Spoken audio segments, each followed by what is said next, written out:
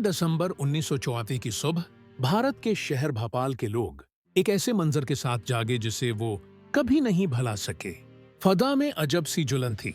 लोग खांसी से बेहाल थे, आंखों में आग सी जल रही थी और सांस लेना मुश्किल हो चुका था। कुछ ही देर में पूरे शहर में कहराम मच गया। लोग अपने घरों से भागते हुए सड़कों पर निकल आए, मगर वो नहीं जानते थे कि जिस हवा में वो सांस ले रहे हैं वही उनकी जान ले रही है। कुछ ही घंटों में हजारों लोग दम तोड़ गए और सड़कें लाशों से भर गईं। ये जहरीली गैस दरअसल करीब वाक़े यूनियन कार्बाइड नामी अमेरिकी कंपनी की फैक्ट्री से खारिज हुई थी। फैक्ट्री में एक कीड़े मार दवा सेवन तैयार की जाती थी जिसका अहम जज़्बा मिथाइल आइसोसाइनाइड था, एक निहायत खतरनाक और जहरीला केमिकल जो आमतौर पर सिर्फ इंतहाई महफूज हालात में रखा जाता है। यूनियन कार्बाइड ने भोपाल में ये फैक्ट्री 1959 में कायम की।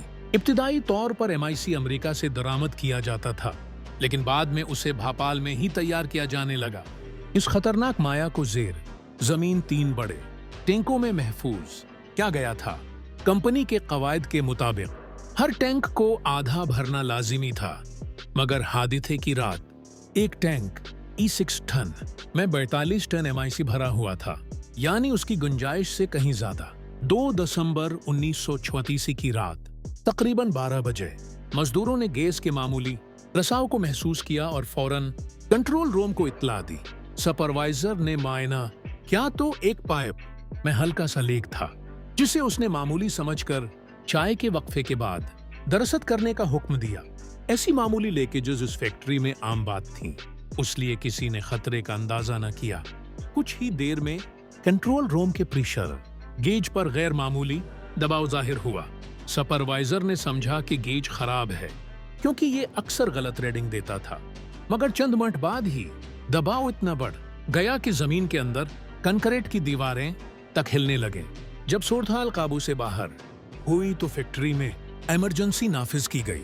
फैक्ट्री में ऐसे हालात से निपटने के लिए 3 हिफाजती निदाम थे, मगर अफसोस कि उस रात तीनों नाकाम हो गए। गैस स्क्रबर जो केमिकल से गैस को बेअसर करता, मगर वो पहले से खराब था। क्लियर टावर जो जहरीली गैस को आग से जलाकर खत्म कर देता, लेकिन उसका एक अहम पाइप चंद दिन पहले निकाला गया था और दोबारा नस्ब नहीं किया गया। वाटर स्प्रे सिस्टम जो गैस को पानी के छिड़काव से रोक सकता था, मगर नली इतनी छोटी थी कि चमनी तक पहुंच ही नहीं पाती थी। यूं तमाम हिफाजती बंदोबस्त नाकाम हो गए और जहरीली गैस फजा में फैल गई। रात 1 बजे फैक्ट्री का अलार्म बजा, मगर तब तक बहुत देर हो चुकी थी। शमाली हवा ने गैस को जनूबी भोपाल की गंजान आबादियों की तरफ धकेल दिया। क्योंकि MIC एक भारी गैस है, वो जमीन के करीब रहते हुए आहिस्ता आहिस्ता घरों में दाखिल होने लगी। लोग नींद से जागे तो सांस नहीं ले पा रहे थे, आंखों में जुलन थी और जिस्म कांप रहा था।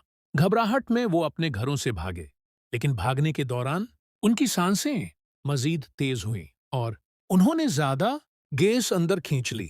चंद मिनटों में लोग जमीन पर गिरने लगे, अट्टियां होने लगे, बच्चे और बुजुर्ग मौके पर ही मर गए। इस रात तकरीबन 3000 लोग मौके पर जाँ बहक हुए और अगले चंद दिनों में ये तादाद 25,000 तक जा पहुंची।